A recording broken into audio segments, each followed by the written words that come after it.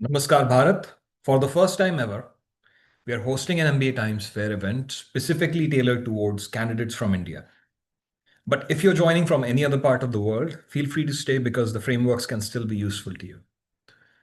The series of live streams that we are going through in the MBA Times Fair will consist less of marketing like other MBA fairs do, but more of quality content that focuses on your MBA applications like your resume, essays, LORs, etc. Depending on the availability, we will also dive deeper into the application of what we learn here by looking at the samples. So let's get to it. Today, we'll be discussing UC Berkeley Haas School of Business. And this is where you will be if you manage to get in, and your odds are going to go up if you stay and watch the entire session till the end and wait for a little surprise before we start looking at the samples. So let's put this image in the background to keep you inspired. And let's look at the agenda for the day. Couple of things before we look at the agenda. As usual, first, you can scan this QR code that will take you to a WhatsApp group. This WhatsApp group will serve as a medium for you to ask any questions while the session goes on, and towards the end, when we have the live Q&A, you can get those answered live. If you have questions later, before submitting your applications, this group can still help you during that time, and you can still have the question answered until you've submitted the application.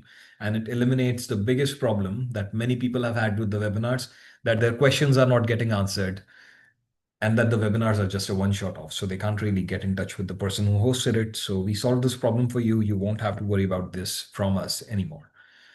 Let's look at the agenda now. We'll look at the values that define the school and the class profile together, which will help you understand both the statistical requirements and what kinds of personalities actually the school is actually looking for. Next, we'll look at the essays and resume, of course, which are the backbone of your application. And we'll look at the LOR samples right after this, and I'll give you the tips on those. And it goes without saying that you will not be the one writing the LORs because you're really honest people. So you can share the sample of the LOR with someone else who will be writing this. It will also be shared in the same Q&A group for which the QR code is still up for scanning. So if you've not been able to scan it, I'll pause for a few seconds and then we'll move on and start the official session.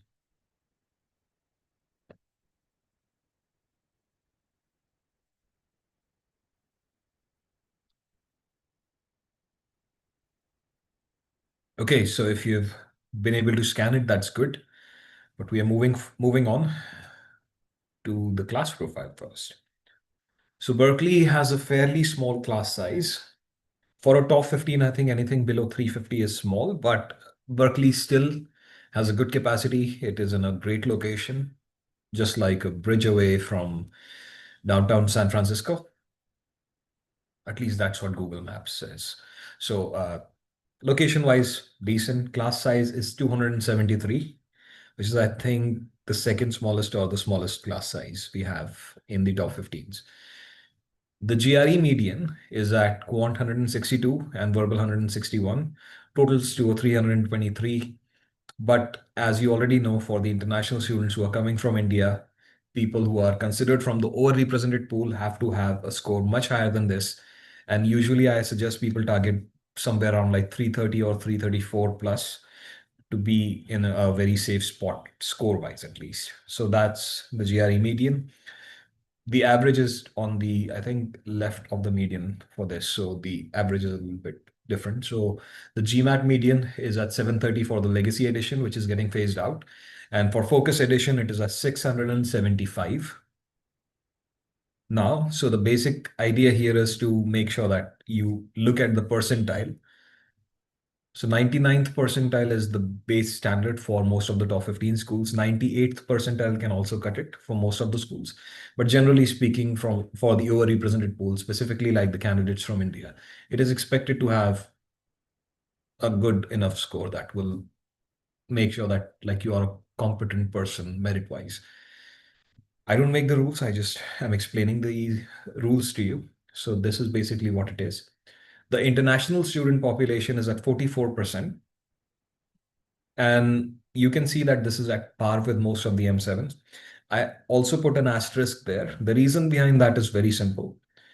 The asterisk only exists because we don't know whether this 44% is purely the international students or people of American descent who have dual citizenship.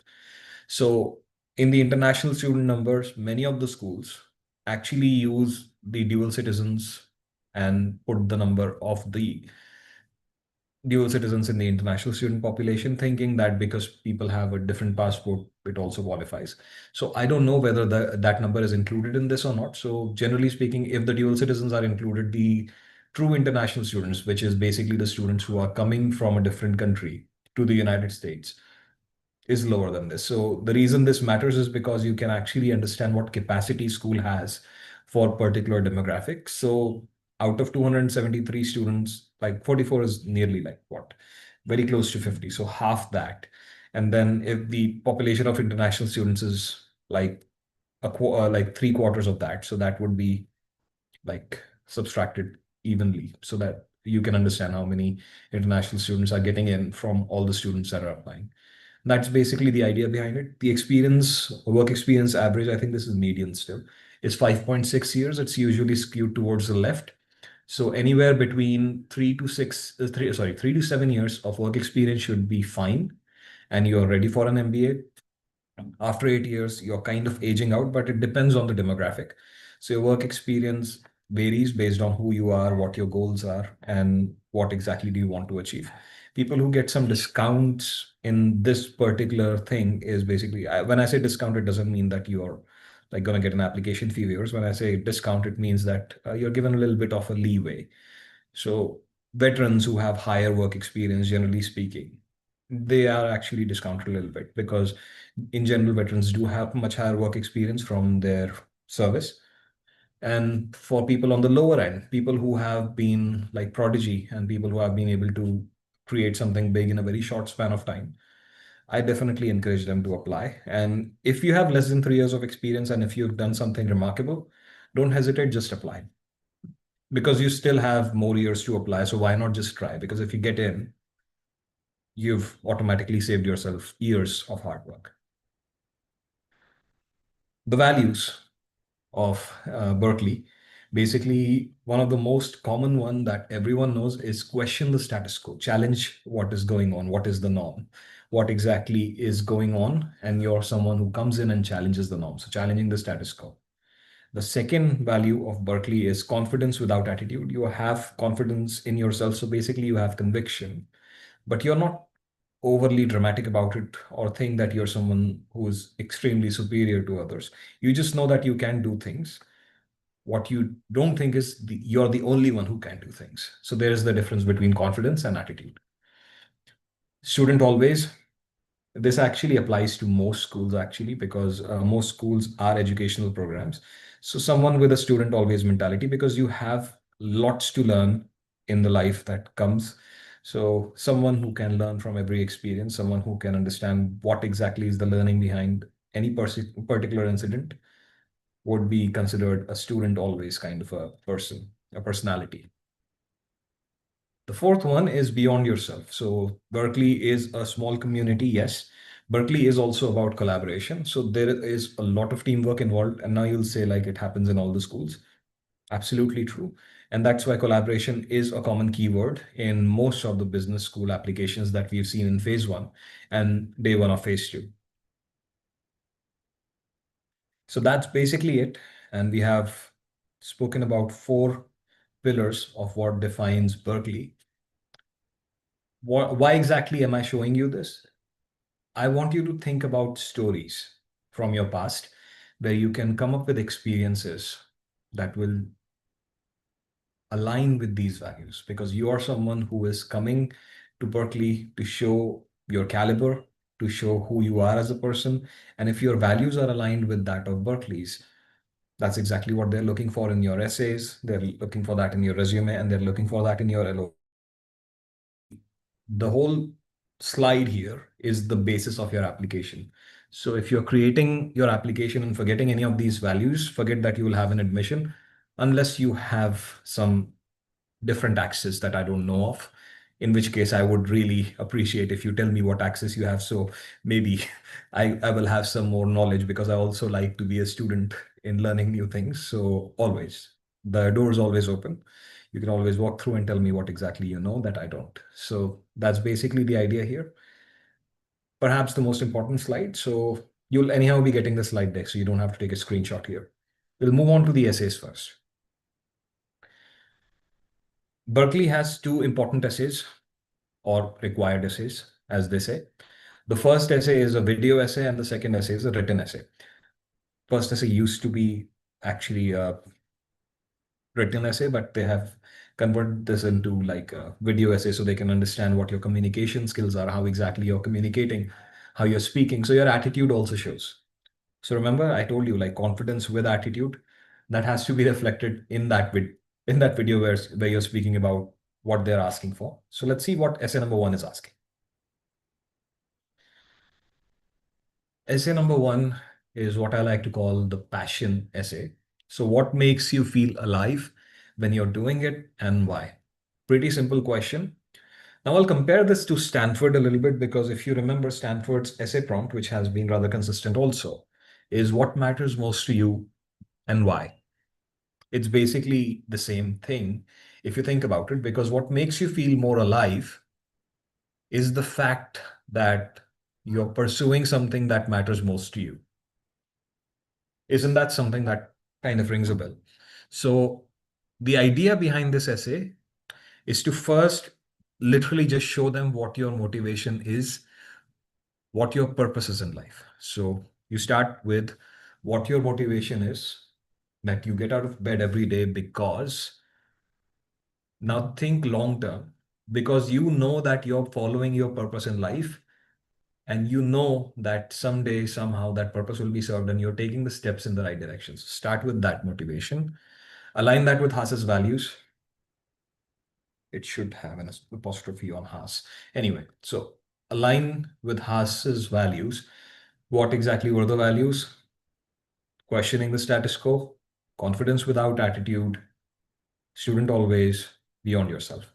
So when you speak about your purpose, try to think about others as opposed to yourself. So when you meet your purpose, what's in it for the others? So that way you will fulfill the last value that they're asking for, which is beyond yourself. So your purpose has to be something that is beyond yourself, that world gets from you, not for you. So there is a difference there, because most of the people think that the application is about yourself. So you want to just like, talk about yourself and what exactly makes you so great. That's exactly where you'll lose points on confidence without attitude. So always think in the direction of the others.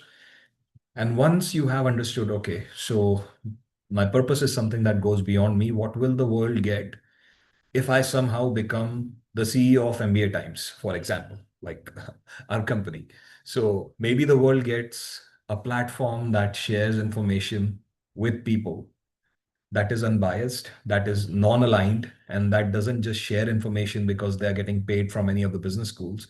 They share what is the truth. People learn the truth and people make an informed decision, and their futures can be secure. So that could be one of the other things. That's a very small thing to think about, but that serves a big purpose in the world, that it becomes the company that people can trust. It becomes a brand that people value. So those are the side things that kind of matter. So yeah, you have this idea that these things are aligned with Haas's values, that you're kind of challenging the norm, challenging the status quo, or questioning it by saying that maybe the others are not giving the trust-based information, and you're someone who's challenging that, and you're saying what you feel you want to say. So that's basically the idea behind it, and try to align that with Haas's values. And once you have done that, give a backstory. Backstory, as in, like, if you watch TV shows, there are flashbacks, that this is why a certain thing matters more to you. This is why you feel alive when you're doing it. And that why is exactly where you have to align yourself with challenging the status quo or questioning the status quo, and someone who is a student always. So think about stories where you have challenged the status quo or questioned the status quo, if not challenged, And that backstory will give them an idea of what exactly they're looking for. So the video has been divided into three parts. Your motivation should take about 30 seconds. What is your motivation in life? Aligning that with Haas's value should take another 20 seconds. So combined, that would be 50 seconds. And the rest of the video should be focused on the story about why exactly are you, aligned with that motivation and why that motivation came in your life. And the why is where you have to focus more on. So that would be about 70 seconds. And that's where you end. So this will be a 2-minute video. The instructions for the video will be sent to you on Berkeley's application once you open it. But this is how you should distribute the video and practice script before you say anything and make sure that you remember what you are about to say. Unlike me, who doesn't know what I'm about to say next, and I have to think twice before speaking, so I take long pauses. So don't be like me. Make sure that you have a script ready. Make sure that you are timing yourself, whether you're wasting more time, whether you're saving more time. Everything needs to be very intentional in this.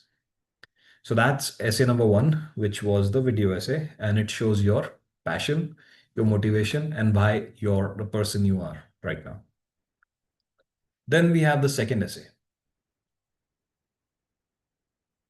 The word limit is very small on this, much like Berkeley's class size. And I definitely am not letting that go. They really need to increase the class size. 273 is really small. So goals essay. The goals essay goes something like this. What are your short-term and long-term career goals, and how will an MBA from Haas help you achieve those goals? Simple and straightforward. Short-term career goals should be achievable within 3 to 5 years post-MBA, while long-term goals may span a decade or more and encompass broader professional aspirations. Brilliant. If you've attended my previous sessions, you already know how I tackle the goals essay. That's fine, but this one is actually unique because the word count here is much less. With the others, there was a word count of 500 or some 1,000 words. So it was much easier to tackle that. But here the word count is small. Word count is really less. But at the same time, they're asking you for a lot because like they also want to know how exactly will Haas help you. They are also asking how exactly is the short-term and long-term career goal intertwined. So one of the other things, if you've attended the previous session, know I have actually used the motivation in essay number one. So I've removed the motivation component altogether from the goals essay in this Berkeley Haas application. So we start similarly as we did for most of the previous application. We'll start with the short-term goals, which will be very, very, very specific. What exactly is the specificity?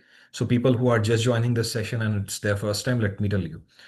Specificity includes function, which function you're targeting post MBA, what industry do you want to go post MBA, which company do you want to go post MBA, how exactly is that company's value aligned with your long-term goal. So those are the things that are very specific. Another two things you can add if you have the word limit are the transferable skills and the feasibility of your short-term goal based on what you currently possess. This is basically what I mean by being specific. Like you have to narrow that down by function, industry, location, company name. How exactly will you be achieving that goal? How feasible is it? And what transferable skills you possess? And how exactly is the value of the company aligned more with your long-term goal? That's basically the idea here. Being specific, it will literally take about 50 to 60 words to complete just the short-term goals statement. Fine. So once you've stated the short-term goals statement, you pick one resource at Haas, no more than one resource because the word limit will not allow you to say more. So pick one resource at Haas. And if you remember from previous sessions, we have a resource rule which states that any resource that you are mentioning should be followed by 150 word details on what exactly, who told you about that resource, what was that resource, why is that resource important to achieving your goals, how will you use that resource while at Haas. So basically who, what, why, and how. That's basically how you answer that question. So you can, let's say you're talking about the entrepreneurship center at Haas. So, okay, maybe a student XYZ whose class of whatever has told you about XYZ center of entrepreneurship. And always mention the full name of the center, not just entrepreneurship center, because almost all schools have entrepreneurship centers. So not all, but like most of them. So school has the entrepreneurship center. Then you're talking about that entrepreneurship center. Why exactly is that important to you? Like to your goals? Because let's say you want to be in some like tech company that will disrupt with space. Let's assume like space technology, let's say. So because it is disrupting the space technology, and you probably know some mentors there who have done some work in the space research or have worked for even NASA or SpaceX or something like that. And they are coming in as entrepreneurs in residence and giving mentorship, and you know that they can make the right connections happen for you. So this is why it's more aligned with your goals. And how will you use that at Haas is pretty simple by aligning yourself with the entrepreneurship club and interacting and going to the events that they host, and that really depends on your research, how exactly you connect those dots. So that's basically the idea of how you share the information about the resource. It's not about the number of resources you're going to use, it's about the depth of knowledge you have about the particular resource and what connection it has with your short term and long term goals. So remember, one resource, 150 words. We've completed 200 words so far. And then we have the long term purpose. So when you say that you want to be a CEO of SpaceX or like whatever company that you have in mind, that's great. But what is the purpose in life? Is this aligned with the purpose that you said in essay number one? So that is the idea. So short-term goals are way too specific. Long-term goal has to be specific enough to give them an idea what you'll do, but vague enough to let them know that this is aligned with your purpose in some way. That in the long run, I can see myself doing XYZ because it is also aligned with my purpose. And it kind of like my short-term path kind of builds up to that, because in the medium term, I will probably launch my own company. I'll gain some experience. I'll gain some venture capital funding and then grow to the long-term purpose. All good. So just a build up to the long-term purpose in life and career related, if possible. So that's basically how you structure this essay. I've given you the idea, 50 words for short-term goals. Be very specific, 75 words max, if you have to include transferable skills and feasibility check also. Resources at Haas, 150 to 200 words, no more than 200, please don't. And depth is what matters. Long-term purpose, just a build up to the long-term goal, and the remainder of the essay can be used for that. Those are basically the essays, and this is how you need to structure it. I know that I have not specifically seen your application, so it can change based on what you're looking for, but make sure that you remember what I've said about every single one of these things so that you can write a coherent essay. And when you look at the samples, you'll see what I'm talking about here. So when you're in the Q&A group, for which the QR code will again be up for scanning in the very end, you'll have an idea how exactly should you be structuring this. So based on what I've said and based on what you have read in the samples, you'll be able to understand this. Moving on to resume. Resume, as you already know, is the face of your application. And for resume, I tell people to just follow a very simple acronym. It's FCQBG. Simple acronym. And the F here stands for format. If you've attended the previous session, feel free to leave because this is exactly the same as what we've discussed in those sessions. But if you're attending for the first time, please stay because this is going to help you. So resume is obviously something that needs to have some important sections like your name, your email address, phone number, and if possible, like your LinkedIn profile link. This is usually followed by, sorry, this is usually followed by education, employment, and extracurriculars. While there's no specific format, I still believe that only the most important section should be kept. Do you understand what I'm trying to say? Because if you think about it, many of the people who are coming from engineering background will start putting up some technical skills. What's wrong with that now? You have some more skills. There's nothing wrong with having more skills. Quite honestly, there is. Reason number one behind it. The space is limited and you only have one page. So anything that is very redundant is going to affect the admissions team in a very weird way that like maybe you're wasting space and you're not a very efficient person. to submit the application. So that's basically the idea here, to remove the technical skills which have nothing to do with your post MBA goal or like your pre MBA experience or anything else. So if they are too technical, if they are too jargon heavy, just remove that stuff. It doesn't matter, just keep the most important stuff. Speaking of the most important stuff, let's start with the education section first. You need to have your bachelor's and master's degrees mentioned. Nothing else. You have certificates, you have this, that, and that. No. Executive education can be listed, but if you're granted the alumni, like the alumni status. So remember that. Bachelor's and master's degrees only. If you have any other programs, it goes in the certification section. So, and a very short bullet on what your extracurriculars were during this time there. That's basically all. Then the purpose of this section is basically to see if you will be involved in a similar capacity in the business school. So be intentional about this. If you remember and you've attended any of the business schools info session, you must know that they say that the past activities are a great reflection of your future. So that's what they're trying to test here. Whether you have done some things in your extracurriculars which are more aligned with what you want to do at Berkeley and align with Berkeley's values. Always remember. And I also got a lot of questions about how to write your employment if you're also a part-time business owner. So it's perfectly fine to create separate sections. So there will be one section which will say work experience, another section which will say entrepreneurial experience. Berkeley is known for its entrepreneurship program. I don't see many people pursuing entrepreneurship post MBA because it's a very debt heavy discipline that you're trying to go in. So it's less likely that people will just get the venture capital immediately after MBA. But Berkeley is known for entrepreneurship because it is very close to Silicon Valley. So they do value that kind of an experience. So you should definitely put that. If you have some former experience in entrepreneurship, that's good. Like it shows that you've tried to do something beyond yourself for others, for the society. So that's good. Like that can be put in here.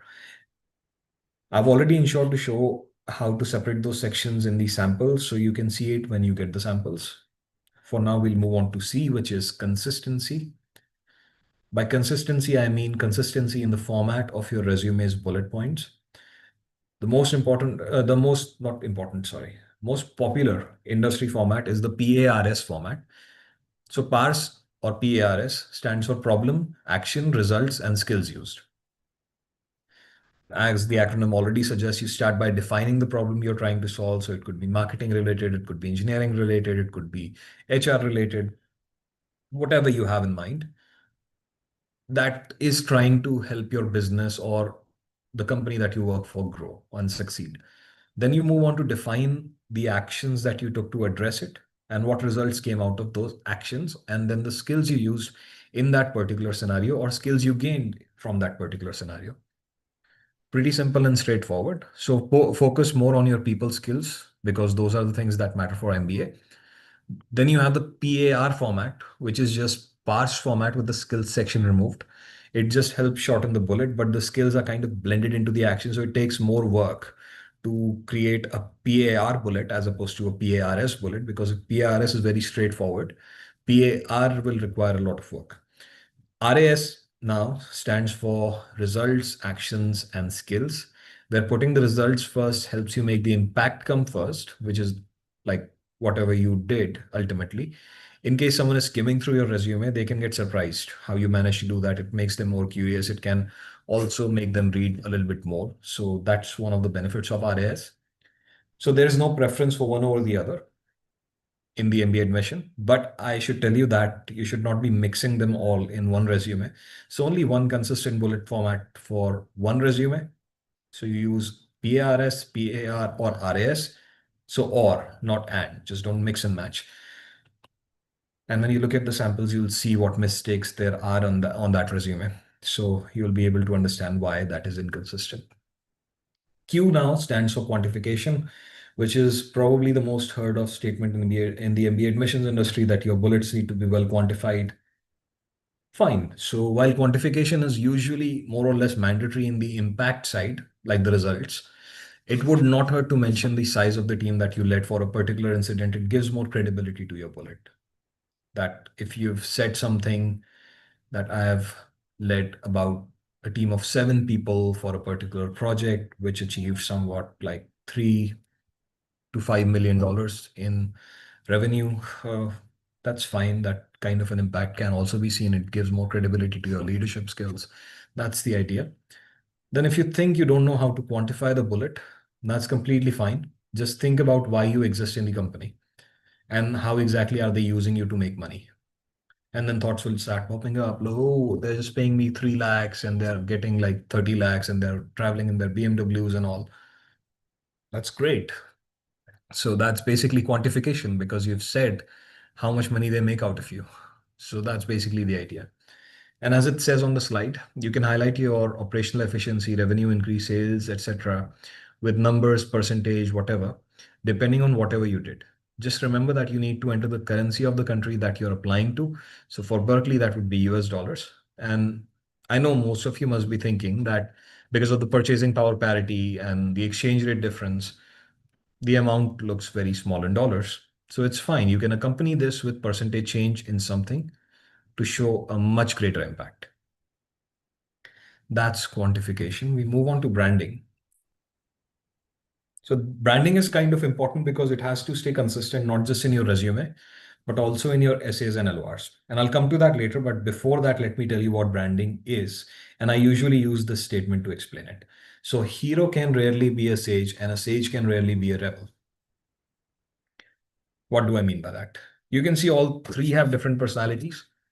A hero is different, a sage is different, and a rebel is different. You have different things that come in your mind when you read that word. When you read the word hero, maybe a picture of some movie star comes in, maybe a picture of probably a military veteran comes in your mind.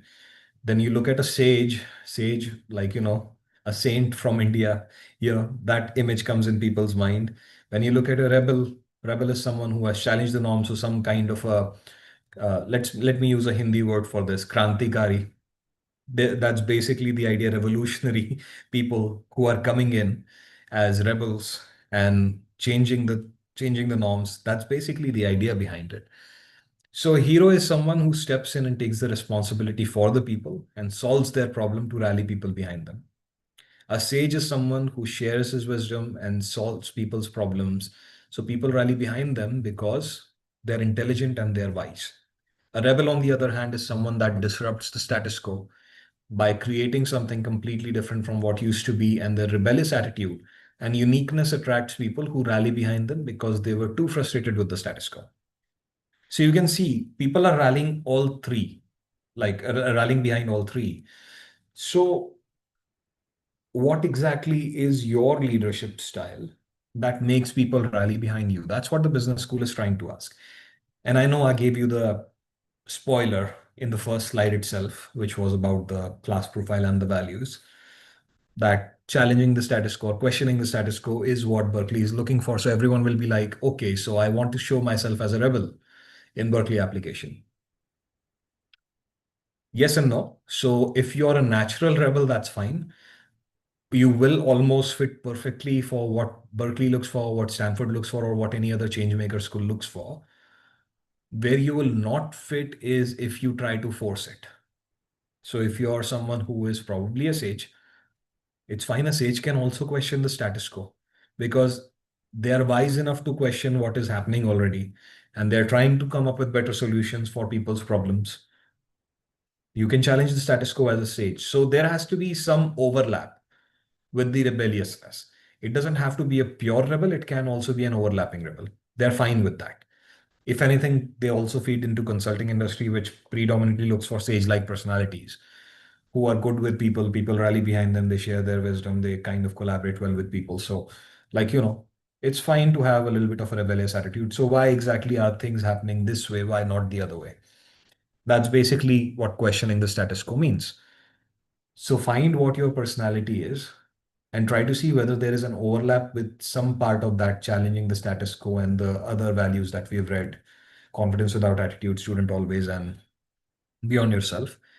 And then try to fit that in your resume so that everything that comes across in the bullet points is as powerful as Berkeley is looking for. Okay. And I told you that essays, resumes, and LOR all need to stay consistent. And I'll tell you why I said that. So let's say In your LORs, everything is very positive. Your recommender has given you the best reviews possible. Everything is great. He's not hating on you, or she's not hating on you, or they are not hating on you, but they have labeled you as someone who is a sage. That's your true personality, according to them. But now, because you attended my session and you know that I told you that Berkeley is looking for people who want to question the status quo, you've kind of labeled yourself as a rebel in your essays. So what happens here? Misalignment. Misalignment is why many of the people get rejected from the top 15 programs, purely because people will think that you're not self-aware enough, that you probably either don't know who you are as a person, or you're not, like, considerate enough that you can see what the other person perceives you as. Or maybe you're just picking the wrong recommender, so indecisive. So lots of negative words come in people's mind when there is misalignment, and that is the recipe to rejection. Because first thing, these schools are picky enough as it is. They're not admitting everyone. And on top of that, you're just giving them a reason to reject you by giving a misaligned application. So remember, everything needs to stay consistent in your essays, resumes, and LOR. How do you show branding in the resume? In your bullet points, action words. You need to have action words that are Berkeley-like, which are like revolutionizing something, changing the norms for a particular organization, establishing new systems. That's Berkeley branding. So that's how you should show yourself in the resume if you've done something consistent with Berkeley's values. That's what Berkeley's resume is about in terms of branding. And we move on to the last one, which is goals. And this is perhaps the most overlooked part, forgetting that your resume needs to contain transferable skills more relevant to your post-MBA goals. So here's how you can modify that resume based on requirements for goals. So let's take the industry, for example. You want to be in technology industry. Next, you want to be, what do you want to be like in terms of function? Let's say product manager. And target company, let's take one of the big tech ones, Google, for example. And then school's feeder location. So like Southern California, sorry, not Southern California, like the Mountain View, California. So that's where most of the people are. So that's where Haas is also feeding students. It will give them some satisfaction. Okay, this is good. Now, once you have this information, just try to Google the job description, and you will likely find it on Google's website. Weird way to say this. And you can pick out the key skills from the job description and see if your bullets match those and plug those in. So what am I trying to say is basically just try to see what keywords they are looking for. Like, probably there are some technical keywords. See if they are aligned with what you have written in your bullets already, and then try to just fuse those in. So remember, we talked about parse format. So in the skill section, S, that's where you plug those in. Not too many, just one or two per bullet. That's basically the idea. So better way of dealing with this is to just use generative AI tools and let them give you the overlapping keywords by putting your bullets and also the job description, and let the AI do the job for you to see whether there is an overlap or not, so that you have like a third person understanding of what is going on. So that way you can always do that. I know you must be thinking, why am I asking people to use AI? I'm not asking you to use AI to create bullets at all. I'm just asking you to use AI as a tool to find the overlapping keywords, not to create the resume bullets, just to find the overlapping keywords. That's all. So that's basically it. And that completes our session for the day with the essays and the resume. And as promised, a final surprise for you guys. At the end of the session, MBA Times is offering the Hail Mary service at a discount of 50%. So you will only have to pay $250 per school to get a personalized one-time feedback on your whole application, from resume and essays to extracurriculars, everything that goes into your application in one crisp, clear, personalized one-time feedback. So if you found this session useful and you were able to create an application, you can get this Hail Mary service for yourself so that you can get like a one-time review. And you can use this code Haas Mega Fair 2025 to avail the offer. We also have bulk discounts should you choose to opt for it. The website will have an option to select the number of schools. So you can scan this QR code and it will take you to the website. The QR code is already on the left. And if you don't want to scan the QR code and you just want to enter the website, you can just go to www.mba-times.com/code to request the code for yourself. And this offer is limited to Mega Fair MBA registrants and attendees only. So since you have watched this session, you're already an attendee. I would definitely encourage you to at least avail one, because it's literally at the price of your application fee. And maybe if you opt in for the service, there could be some suggestions one can make for application fee waivers, depending on if they are available and if you buy it early or not. So this was the session for the day. Now, as promised, the Q&A sessions QR code. You can just scan this QR code and it will take you to the Q&A group where we'll host the rest of the session. And I'll end the stream now, and I'll just see you guys in the Q&A chat.